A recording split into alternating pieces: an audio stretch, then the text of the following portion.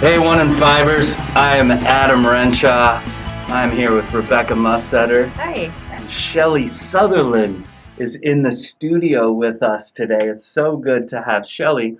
We're going to talk about community resilience today. We're going to talk about vital community conditions, and we actually have seven things that... let's just get first things first. What I really want to know from Shelly Sutherland is some information about a passion of yours. I know community is a passion, but I've also heard that Star Trek is a passion. Totally. Yeah. So in a world where we're quarantining regularly, here's my question for you. You're quarantined on a desert island. That's how we do it now in this fantasy world. And you only have one DVD player and access to one Star Trek series. Which is the series and why? Can I bring water? Assume that you have enough water to keep you alive while you watch the Star Trek All of series. the episodes. And food. Yeah. So definitely Next Generation. Next Generation. Yeah. And that's the one with William Shatner. No. Leonard Patrick Nimoy. Stewart. Patrick Stewart. Mm-hmm. That's the one Captain where Picard. he always says number one or Yes. number two. What does he call him? Not number two. He calls him number one, right? He does. Yeah. Okay. And what was that character's name? The number one guy. Will Riker. Will Riker. Yeah. I always thought that was such a great name. So why that one over the other Star Treks? I mean, there's a million Star Treks, aren't there? There are. Yeah. Yeah. Well, the first series is pretty painful to watch. And the references to women and so that one's a little bit dated, and I just like Generations because there's so many like interesting, fun sci-fi themes that come out of that, and human themes, which are really the best science fiction, right? Helps us to find our own humanity and what it means to be human. And so there were just like tons of episodes that explored some of those deep issues of what it means to be human. And you've likened Star Trek to sort of like a Peace Corps. Peace Corps in space. Yeah. Right? I've always loved that concept of, just going out and meeting new people and doing good and not violating the Prime Directive, right? What was the Prime Directive? To not interfere with the development of other That's civilizations, right? So I recently watched Into Darkness. Where they violate the Prime Directive. In the very first scene of the movie, right? Yep. That's what it's all about. Oh. It's the one with Chris Pine and Zachary Quinto. There's a volcano about to go off on a planet, and they intervene to save the lives of the people, but in the process a bunch of stuff goes wrong, and then Spock writes a report that has all the truth in it, and Captain Kirk lies on his report, and so he gets demoted. But they violate the Prime Directive by interfering. Yeah. So the thing that's so interesting about Star Trek Generations, Next Generation, is the focus on what it means to be human. That's what you enjoy. Yep. Yeah. So is Picard your favorite captain then? I guess so. I kind of like Janeway. And now what's Captain Janeway? She was What ship does she captain? What was her ship? I don't remember who Janeway is. Yeah. Which one was that? That was the one after Next Generation. Deep Space Nine. No, it wasn't that one. Mm-mm. Voyager? Voyager. How do I even know this? You are so I don't know, good. but you're with it. All right. I'm reaching. I'm really reaching in so my then that's archives probably here. the ship that she captains is the Voyager. Yeah. Okay. Why would she? I mean, why does she have against? I mean, how could she compete with Picard? I think I just liked how she came at it from more of a female point of view of leadership. You know, that kind of sort of a different style of leadership. Okay, I found our segue, which is female leadership. Well, and you have a very unique style. So let's agreed. This is good because we worked together for a couple of years. 3. 3 years. Yeah, Okay. a little over 3. And I really, really appreciated your style of leadership. In fact, Shelly was my boss when she worked for BVHC, but you've since moved on to other things. Other things being you started work for the MPCA, that's the Montana Primary Care Association, for those of you who struggle with the acronyms. You? Yep. Struggle with the acronyms. Yes, I do. Okay. Thank you. But you're still doing work with Best Beginnings and Healthy Harden Yes. here in the local community. Yes. Can you explain what Best Beginnings is, what Healthy Harden is, how they Sure. intertwine? Yeah, so Best Beginnings, it's an early childhood coalition, started back in 2012, and I was actually working for public health at the time. Okay. And so we gathered. Which is right next door, that's why she pointed over there. To public health. And we gathered together representatives from about 30 organizations who work with young children and their families. And our mission was to improve early childhood systems in Bighorn County. And so that coalition has been going for 8 years now. 8 years. Yeah. Yes. So what is like the most recent iteration of Best Beginnings? So we've had a lot of different people over the years. As you can imagine, people come and go from jobs. And so our focus, what we actually do in terms of activities, has changed a lot over the years. Right now, we're really focusing on, we do some child care provider training 3 or 4 times a year. We're just now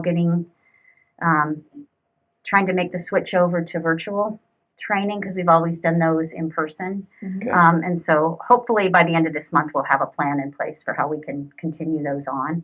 We have lots of materials to give out to our local child care providers. And those are people who like run daycares? Yep. Okay. Yep. Yeah. So our licensed child care providers in Hardin, as well as, we've worked with like Songbird and some of the other providers over at Crow. And, we've had some pretty strong partnerships across, with the Kindergarten Readiness Center and some other early care and education providers. So the most recent thing is we're moving down to the Chamber Depot. So we've moved all of our Best Beginnings toys and games. Those are some cool looking toys, I have to say. Learning centers. We focus on a lot of health and wellness stuff. So one of our big initiatives is early nutrition awareness for families. And so we have tons of centers for kids to play with that have to do with fruits and vegetables. And so can you describe a center? What's a center? So one of the centers that we have is a pretend store, and we have little shopping carts, and so kids can go into the store and ask the storekeeper to hand them different fruits and vegetables to put in their cart, and then there's a little cash register, and they can. Oh, sweet. Yeah, so you're working on a whole range of developmental skills, and at the same time doing that nutrition ed piece. I think I've seen you guys doing that at the farmers Yep. market. I didn't realize that's what that was. Yeah. My kids do that with the Lego people, and they have a whole system of buying and selling. That's just blows me away. It's way beyond me. And we had those little My Plate games where kids can put the different food groups on their plate. Okay. I was really fascinated last year at the market. Even the little kids who could not even talk yet could match up they could put fruits and vegetables on their plates. And so that's all part of Best Beginnings. It is. It's all part of Best Beginnings. And then we have our sensory play that we do with, the sand tables, which are super popular and that kind And of that's stuff. the sand that forms. Yeah, and the sifty sand and Okay. yeah, Okay.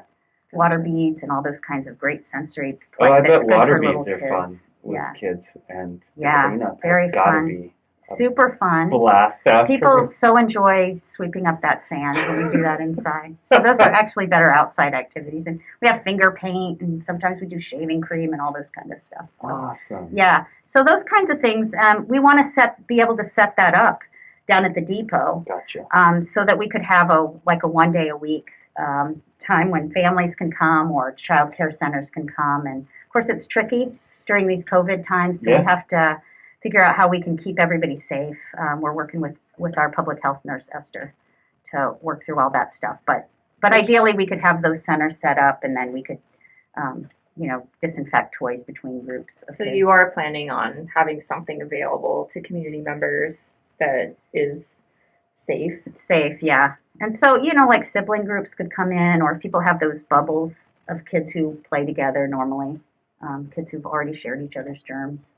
And I can see, I guess I'm thinking about this. I can see how this relates to the health of a community. Mm-hmm. Can you explain maybe more in depth how having these activities?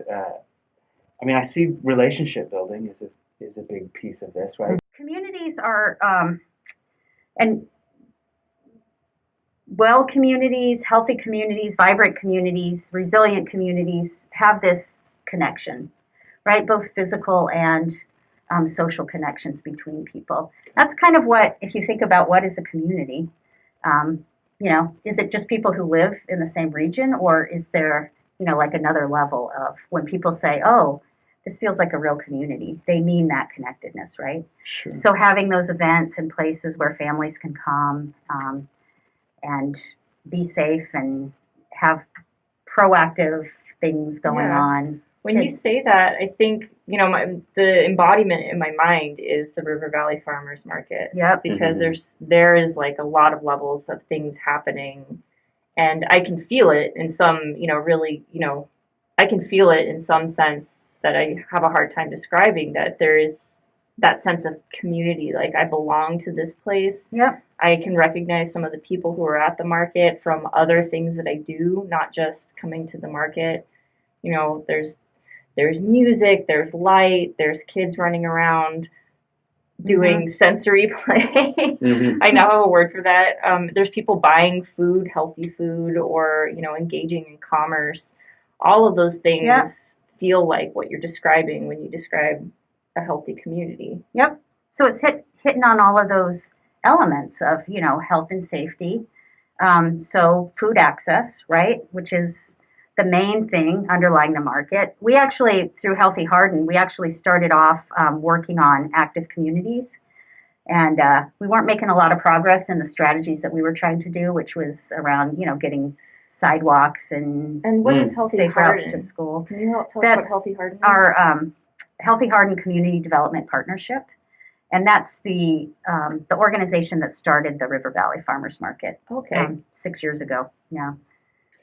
So you started with trying to get sidewalks and safe and accessible street policy and those kinds of things, and we just weren't making we weren't making progress. We couldn't really engage the right partners to get that work going, and so we went to this big training event, Building Active Communities Initiative training. We got this whole team of people together to go to this training in Bozeman, and we spent 2 days there learning all about healthy communities and active communities and things that we could do around, built environment, some economic development stuff, downtown revitalization. We learned how to do a walking audit. It was really fun. We came back super excited. The sidewalk app thing? Yes, which is still live. Yeah. People can still do the sidewalk survey, but that's Yeah, remember those trail maps that we did? Yeah, so that's kind of where we started. We found some routes that were safe to walk where the sidewalks were good, so anybody could walk them, even if you had an assisted device like a walker or something. But a lot of the sidewalks in town, we have a lot of sidewalks, but a lot of them are pretty crumbled up. Okay. And so our goal was to identify some routes and then have a connector so that we could have one big route through town. So if people wanted to do a mile, they could do a section. If they wanted to do 2 miles, if they wanted to do 8 miles. So 8 miles? Oh, yeah. Awesome. Some people are overachievers. Like are you an 8 miler? I might do an 8 mile. She's a 10,000 at least step a day person. That I do know. Yeah. So anyway, we our goal was let's try to get this nice sidewalk route from the school to the activity center, and then we had these other trails, so that we'd have this one through town, and we just ran into barrier after barrier. Yeah. So, Yeah. I'm hearing economic development. I'm hearing, best beginnings, like early childhood education, things like that. One of the things you brought up before our interview today was the 7 vital conditions. And it sounds like, could you talk a little bit about Sure. what are the 7 things that we're talking about? I mean, there's a lot of these systems where people say, "Oh, here's what a healthy community looks like." Sure. I ran into a bunch when I was doing research on community resilience. Yeah, but I kind of like these. They make sense. Okay. There's only 7 instead of 10, so I don't have to memorize as many. I'm in favor of that. It's not 4 though. And they kind of resonate with me. But they came out of this WIN network, Well-Being in the Nation network, and so a lot of communities around the country are kind of using these as a jumping off place to get some broad-based community work going, and get like really broad levels of engagement, civil engagement from all kinds of groups across their communities. But it's nice to sort of have a framework or a place to start with people. So this is a nice framework, and so there's these 7 conditions that are associated with resilient or healthy communities. And the first one is health and safety. So that would be just basic, food access stuff, what we were working on in Healthy Heart and a lot of that work. Safe places to be physically active every day, access to healthy foods, access to healthcare, those kinds of things. Another one is lifelong learning. So having an excellent system of education from birth, starting with, Meadowlark and the stuff that Heather Bearcloud does with childbirth classes, prenatal care, early childhood, which is where that Best Beginnings Coalition fits in, K-12 up to university, and then into older age as well. Right. So when I think lifelong learning, I'm thinking of adult education classes or those restorative yoga classes that Bethany Crunup was running. For sure, yeah.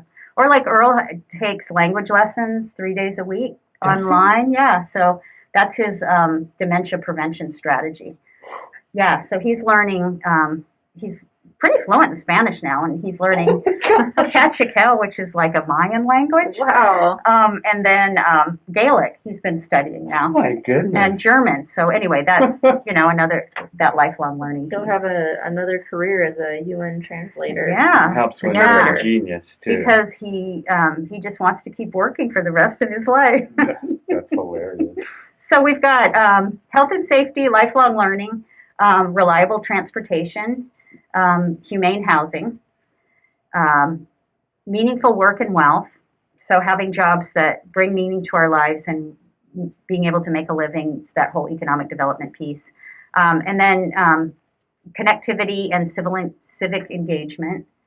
And that has a lot to do with equity of opportunity and making sure that everybody has access to all of these pieces. And connectivity feels like something that's really just taken a hit in 2020. Like it's with COVID, especially, Yeah. But what I'm hearing from you is that while it's harder, it's not by no means ended. Nope. Yeah, so you can think of connectivity in a lot of ways. The built environment, right, is all about connectivity. Transportation's about connectivity. And then there's that whole social connectedness piece so that everybody is accounted for by somebody in the community. Explain built environment. Built environment is all those pieces that we make. So sidewalks are part of the built environment. City blocks. Green spaces. Parks, how things are connected across your town. And, we know that about a third of our people don't drive, right? So kids and older adults don't drive. And so how do those people get around? Yeah. Right? Yeah. So I try to walk it as much as I possibly can. And our town is small enough to be able to do such a thing. I appreciate the walking trails. I appreciate the fairground loops that are out there. I say loops now because of the addition of the airport, the old air runway, and being able to utilize that. So I used to only have the bus, I used to live in Pittsburgh, which has, I think, a very robust public transportation system. So I take the bus to the grocery store, and I was a real fan of powdered drink mixes because it meant you didn't have to carry liquids in your backpack and then up the 3 flights of stairs to added weight. to my third story apartment. Yeah. Sure. Yeah. Sure. It was like milk was a luxury item. Well, I mean, and I like to run too, so like being able to have actually now I prefer running out of town. I prefer dirt roads just because it's softer on The knees, the yeah. joints. Yeah. Yeah, but still, when I do run in town, I like to kind of feel like I'm safe. In fact, I was running last week, and my kids, they ride bikes, and this one route I take sometimes takes me to railroad or railway, which one is it? Yeah, railway. Where it has all the grain Mm-hmm. things. Well, we got down there, and Liv was a little slow coming across the street, and there was this car going too fast. Mm-hmm. And I thought it was going to hit Liv. And there's no good place for a bike to ride on that Nope. Yeah. side of the road. So all of this stuff really intrigues me Yeah. because I like to do these types of things in the community that I live in. Yeah, so that's kind of where we started with Healthy Hardin. We were going to try to get some bike lanes downtown because we have these really wide streets in Hardin. Yes. They're super wide, wider than we really need. We could take a whole lane out of the middle, right, and put 2 bike lanes. Sure. But then you got to do reverse diagonal parking to make it safe for a bike lane down there. So Okay. all of these things, people, by the way, hate reverse diagonal parking. We ran into that when we were working on the new building, and the initial plans with the architects, they had put those reverse bike lane Diagonal. diagonal parking in there, and that was just uproar. Yeah. Yeah, people strongly object to it. Why? Do you know? Do you have any? I think just because it's really different. Different, And sure. it seems odd, but it's really easy once you get the hang of it. And then you're pulling out into traffic instead rather of than backing into traffic. So it's way, way safer. Yeah. And especially if you're downtown, like shopping, and you want to put stuff in your trunk, Okay. your car is backed On the up right to sidewalk. the sidewalk. So you Yes. don't have to go on the street to load your car. Huh. If you've got kids to put in the car, This is all they're not educational going to into me. the street, right? Your Yeah. doors are opening and Yeah. the kids are protected behind the doors as they're loading from the sidewalk into the car. Fascinating. So it's way, way safer. It's just really hard to get people To change. To used buy to that in. idea. Yeah, yeah. So actually at our first farmers market, that's one of the things that we did. We did a demonstration of reverse diagonal. Okay. So we closed the street, but we had all these cars parked, and then we tried to That would be really funny. recruit people to You can explain. only park for this event if you participate in reverse diagonal. That was Yeah. kind of the idea. It was not a big hit. Yeah. Really? It was not a big hit. I still have some scars from that. Oh, no. From that evening. Yeah. Oh, people can be wonderful, can't they? Yeah. Well, people care And- about their town, And that's what this work's about. it is. Yeah. It's about the people. And that's another big reason for really focusing on civic engagement. Sure. So not having like the elected officials or people like me who've been through training to come in and say, "Hey, let's all do this," right? Yeah. It really needs to be a whole bunch of people from a whole bunch of different perspectives and groups and ethnicities and socioeconomic status, all working on this together and figuring things out together. And like, where do we start with this? So that's kind of where we're going to be heading next with our Healthy Hardin group. Nice. Is trying to get some of that broad-based community engagement going. It's hard in COVID, obviously. It's really hard to get people excited about stuff when you're just trying to interact over Zoom. Totally. But this is a great time to be thinking and planning about this So stuff. are there any initiatives that we can look forward to? I hope so. Yeah. I hope so. And that's all you're going to get. Yeah, I You'll hope have to that, stay tuned for the next time she's on. Yeah, I hope that that we'll see some increased interaction between like the chamber board, members of the chamber, the Healthy Hardin group, and like our local food bank, and we have this goals group. I don't know if they're still meeting, but that was a group that Jessica, Masaru. and Generation Sloan of and Aspiring yeah. Leaders. Yeah. Yes. So I think we have enough of these coalitions and things that we can get people who care about this, who can then just start with their own neighbors, right? Like a place at the table, have meetings, small group meetings with people at a table together, sharing a meal, and talking about some of these ideas around vital conditions and what people care the most about and where people think we should start. Yeah. Because obviously we can start in a lot of these. I think inviting people over for a meal is a really powerful agent of social change in its own way. Agreed. Which brings me back to the farmer's market, because that's where you buy the delicious food to make the meal for your friends and It neighbors. brings me back to Star Trek, but it kind of does. We Which need to brings have me something back for to that weird space fruit that I just can't find at the River Valley Farmer's Market. Ellie will find it for you. That's Ellie true. Ross, she can find you anything, any fruit. She brought some of these interesting, delicious fruits to our market. Huh. Yeah. Yeah, so we do a CSA basket with the van orders, and Evan was actually on the podcast. What's a CSA? I don't know. I don't know that. So I don't acronym. know what the CSA Cooperative stands. Service Agreement. Thank you. And it's so you pay in advance, and then you get these vegetables, whatever they're growing. You get a basket of them every week or every 2 weeks, and we just got a weird vegetable that I'd never. I was going to say, do you ever get any mysteries? Exactly, it's called kohlrabi. Oh, Have kohlrabi. Kohlrabi, yeah. Oh, okay. I've never had How do you it. say it? I call it kohlrabi, but maybe Kohlrabi? that's wrong. Okay, I'm going off of what the farmer Van Order says. Also, don't ask me how to cook it. I'm just talking like I Okay. know what I'm How did talking you about. prepare it? Same here. No, we just had to ask. We just had to ask him. Well, what do you do? I'll just bake it.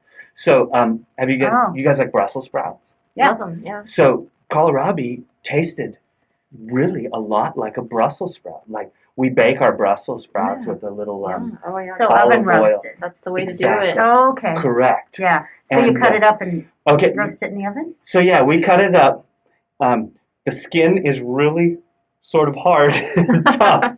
So it's probably we were just eating the skin, but we're kind of like, it's kind of better if you just like chew out that meat from the inside and not eat that skin. So we kind of figured out the hard way. Can you peel it? You can. You totally. That's what Evan said. I asked him later, and he Experimental said, "Yeah, no, just peel it next time. Yeah. Just cut around that and just cook that meat in the middle." So, but it was great, and it was cool to be able to sort of experience something new like that. And the reason why I bring up the story is because it really takes us back to, this is a local farm that's providing this Weird alien space fruit. and the normal spinach and kale and beets and just good locally grown fruits and vegetables. And I really appreciate their approach too, because it's a real healthy approach, and it's meant to maximize the nutrient content by having a healthy soil. And go listen to the other podcast with Evan, and he explains all of that stuff. But it comes back to community. Yeah. And that's why I bring that It's up. another whole piece of that market, which is, there's the community piece, there's the healthy food piece, and then there's this whole building a market for local farmers, right? Which is economic development as well. Yeah. Okay. And so I think even though we had to cancel the market this year, I think the vendors did probably better than they have in previous years, selling their stuff out in the around town because people were looking for it. Yes. Like everybody wanted Flo's corn, right? Isn't that a great thing that we've created a demand for, like we, as a community, now have a demand for fresh, locally grown produce. And it's sort of this mental thing where August comes and people are kind of expecting it, right? Mm-hmm. So I would just say I would consider that a success of your effort. It's with all community efforts, it's a group effort, but I feel like the work that you've done through, Best Beginnings, Healthy Harden has been a very important part of that. So and it wasn't just me doing it. Well, you have a really great way of pulling people together and causing them to align around common beliefs. And so I think that has been a success from you, and I really appreciate that about you, Shelly. Yeah, thanks for saying that, Adam. One more thing, though. We missed one. We did. We got forgot to connectivity and civic engagement. I can only handle 6. And in case the Byrons are listening, it's healthy environment. Healthy environment. Yeah. Okay. So, sorry, Lori. Can you explain healthy environment a little bit? It's living in a place where you can drink the water and breathe the air. Oh, sure. Free from pollution and all those lovely green spaces that we have. Yes, totally. In Hardin, we have beautiful parks where people can go, and trees. Yeah. I think we talked about that on the last podcast. Yes, we did. About trees helping you live longer. Absolutely. Yeah. So all of those things in combination. Health and safety, lifelong learning, transportation, humane housing, meaningful work and wealth, connectivity or civic engagement, and a healthy environment. Healthy environment, that's the last one. That's pretty sweet. I like those 7 things. And that's really just meant to be a springboard. Yeah. Right? Yeah. Okay. Yeah, so I can envision a process where we have lots of different groups who are looking at these things, right? Hopefully in a semi-organized way, not necessarily all at the same time in the same place, but having some way to sort of assess these in terms of importance to us as people who live here. This is our community. We've got to make it what we want it to be, right? Agreed. So as people who live here and care about Hardin and Bighorn County, which of these things are the highest priority? And then kind of where do we already have existing assets? So kind of an asset mapping process is what they call it. And so you have teams of people who, collect information and talk to other people they know to find out what's going well and what we can build on, because obviously we have a lot of needs here and not a ton of resources. So where are we going to start? Where can we find some energy in our community, and where can we find some things that are already started that we can build on, like these food system pieces, for example, that we've already got going? I get overwhelmed with thinking about all of the things that we need to work on really easily. So it helps me to think about, what are we doing well? What can we celebrate? What can we take pride in already? Because we do have those things. Agreed. And it may be that there's some things, if you get the right people in a room together, to think about something like housing, there may be some things we can do without a huge influx of cash, right? Just like in terms of policies around housing. I've been listening to these healthy community conference webinars through RHI, Rural Health Institute. And, there's some great ideas on that about some of this, how to get communities working together to solve problems together, or to look at options together. Well, Shelly, if someone wanted to get involved in this with Healthy Hardin or with Best Beginnings, or what the pieces that you're a part of, how would they go about doing that? How would they get a hold of you? It's so easy. All they have to do is email or call me, and I'll get them on the email list right away and beg them to come and be part of things. Can you just say your email right now? Sure. Probably the best one to use is Shelly, SHELLY .w.Sutherland, and that's SUTHERLAND @gmail.com. Shelly.w.Sutherland @gmail.com. Yep. Or your phone number, phone number that they can get a hold of you is 406-679-0424. Awesome. Well, thanks for that. Thanks for this time too. It was really valuable. Thanks, you guys. It was fun. To me. And I want to thank all of our listeners too, and hope that was a valuable time for you as well. I know it was for me, and I'm really grateful, Shelly, for you joining us. If you have any questions or comments, you can email me and Abel at the 1 in 5 podcast at iCloud.com. And thanks again for joining us. Thanks, Shelly, so much. Yeah. Thanks, you guys. And have a rural healthy day.